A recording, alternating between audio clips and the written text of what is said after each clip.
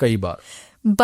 But to be very clear, because इसमें सिर्फ हम दोनों बैठे हुए हैं, इनको सरप्राइजेस नहीं पसंद है, मुझे बहुत ज्यादा पसंद है, तो मैं अपने लिए सरप्राइज खुद प्लान करती हूँ।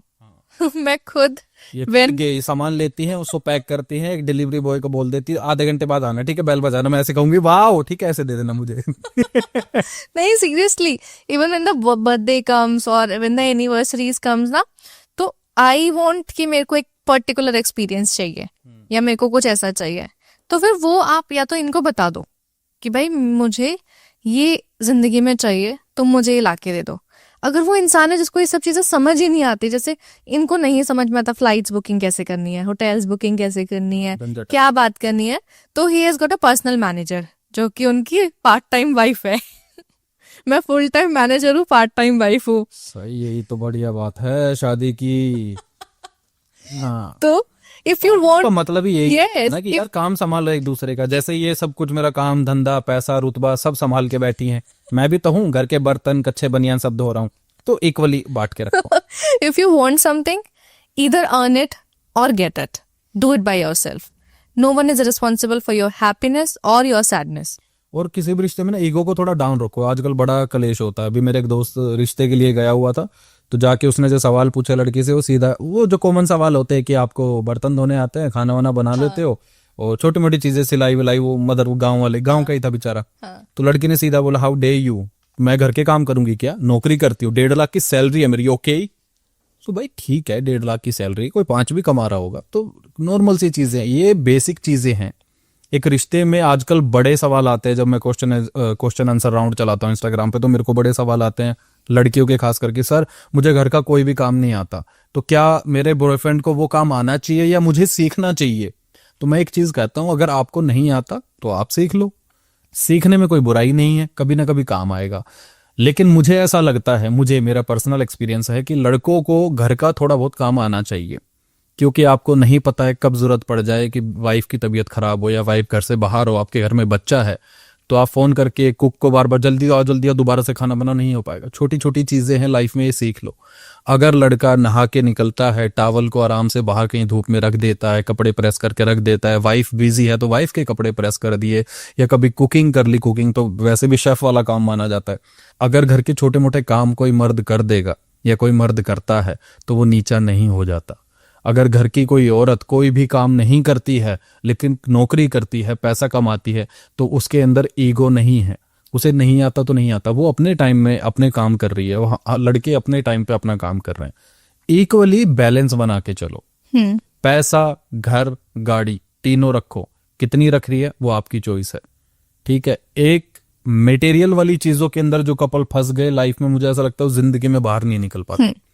एक वो ले आते हैं कि अरे बड़ा, ये भी कपल के अंदर ना बड़ा आता है कि एक कपल आया, गाड़ी से उतरा, देखा कि मेरी सहेली ने रेंज रोवर ले ली, हम डिजायर में आए हैं क्या, या हम किसी छोटी गाड़ी में आए हैं क्या, हमें भी ये लेनी, हमें नहीं पता कुछ भी।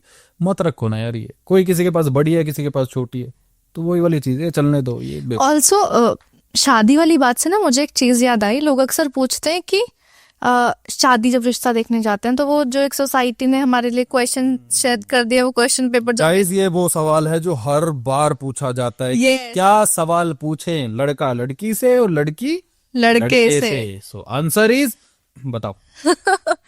हमेशा ये पूछा जाता है कि यार सोसाइटी के क्वेश्चन पेपर से नहीं चलना है, आपको पता होना चाहिए कि आपके जिंदगी में क्या इम्पोर्टेंट है, आपके ओपिनियंस किसी चीज को लेके क्या है।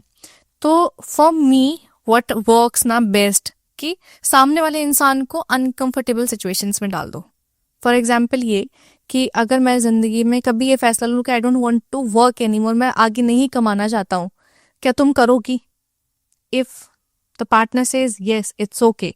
If the answer is cooperative and understandable, then it's okay.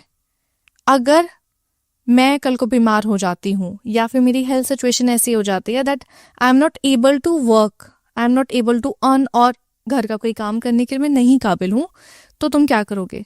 तो रेस्ट पे अगर आ जाए, हाँ, तो लड़का भी उसका केयर करने वाला है या नहीं है वो पूछो। घर में फाइनेंशियल सिचुएशंस कौन संभालेगा, फाइनेंशियल डिसीजंस कौन लेगा, पेपर वर्क कौन संभालेगा, ग्रोसरीज कौन हैंडल करेगा, घर के जो बाकी सब चीज़ें होंगी वो कौन मैनेज करेगा, बिल्स पे करने का काम किसका होगा, बिल्स को इकट्ठा करने का बाकी काम किसका होगा। घर के सवाल पूछो जो घर में होते हैं, जो आपने अपने पापा मम्मी को करते हुए देखा है, जो आपने अपने और रिलेशंस को करते हुए देखा है।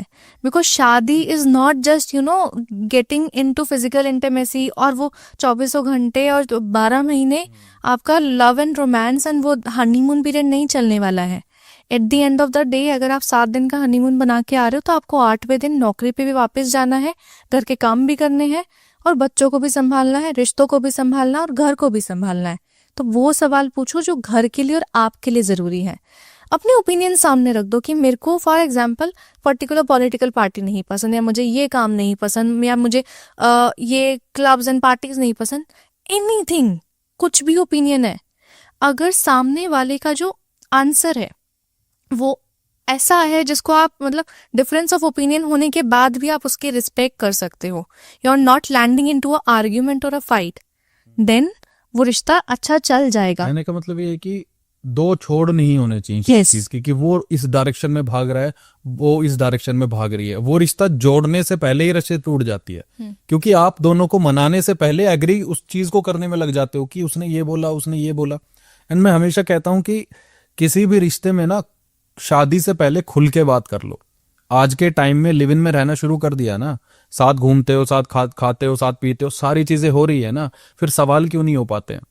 ज्यादातर रिश्ते टूटने की वजह यह है कि वो 8 साल, 10 साल, 12 साल, 15 साल, 20 साल रिलेशन में रह लेते हैं, हर बात हो जाती है, हर तरीके से घूम लेते हैं, खा लेते हैं, लेकिन ये बात नहीं हो पाती कि शादी के बाद अगर ऐसा हुआ तो क्या, शादी के बाद मुझे कुछ हो गया तो क्या, शादी के बाद कोई कंडीशन ऐसी आ गई, मुझे ये डिसीजन लेना पड़ा तो क्या।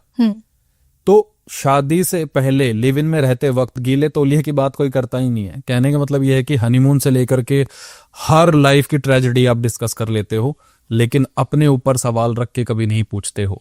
सबसे बड़ा एग्जाम्पल आपने सोशल मीडिया पे देखा होगा, एक कपल था जिनके हस्बैंड को कुछ हो गया था, वो लड़की पूरी सेवा कर रही थी, मैं नाम भूल रहा हूं उनका, वो इंसान चला गया, कितने टाइम उन्होंने उसकी सेवा की, और दूसरी तरफ न्यूज चल रही थी अतुल सुभाष वाली। आप समझो, दोनों तरफ लड़का लड़की है, एक तरफ क्या हो रहा है, एक तरफ क्या हो रहा है। हाँ, ये बात सही है कि दुनिया में सारे एक जैसे नहीं होते, लेकिन कुछ तो हैं। दुनिया में सारे मर्द एक जैसे नहीं होते हैं, लेकिन कुछ तो कांड कर रहे हैं। दुनिया में सारी लड़कियां गलत नहीं होती हैं, लेकिन कुछ तो अच्छी हैं। तो कभी भी इस चीज को, हमें बड़ी गालियां भी आ जाती हैं कई बार कि सारी लड़कियां एक जैसी नहीं होती है, सारे लड़के एक जैसे नहीं। हम खुद कह रहे हैं नहीं होते, हम भी तो बैठे हैं, आप भी तो सुन रहे हो, आप भी तो सही हो, लेकिन किसी एक इंसान की वजह से पूरे समाज को भुगतना ही पड़ता है। आप यकीन मानिए, वायरस की तरह होते हैं ये जो क्राइम होते हैं। एक इंसान के अंदर अगर आ गया, सबको भुगतना पड़ेगा, सब में डर रहता है। बिल्कुल, मैं भी क्राइम कर सकता हूं, मेरी वाइफ भी क्राइम कर सकती है, आप जो बैठ के देख रहे हो आप भी क्राइम कर सकते हो, लेकिन हम लोग रुके हुए हैं ना, अपने आप को रोका हुआ है ना, समझदारी से चल रहे हैं, संस्कार से चल रहे हैं। क्यों? क्योंकि परिवार है पीछे, समझ है दिमाग में, पढ़े लिखे हैं, जिम्मेदारियां हैं। हिंदुस्तान के अंदर या किसी भी कंट्री में मुझे ऐसा लगता है जहां क्राइम नहीं हो रहे और जहां क्राइम हो रहे, फर्क सिर्फ कानून के डर का है। अगर आज मुझे ये बात पता लग जाए कि मेरे देश से सारे कानून हट गए, आप किसी के साथ कुछ भी कर सकते हो, तो यकीन मानिए आप सबसे पहले उस इंसान को सोचोगे जिसने आपको सबसे ज्यादा तकलीफ दी थी। यही है, ये डर है कि अगर मैंने कुछ कर दिया तो मेरे परिवार को कुछ ना हो जाए, पीछे से उन्हें कौन संभालेगा।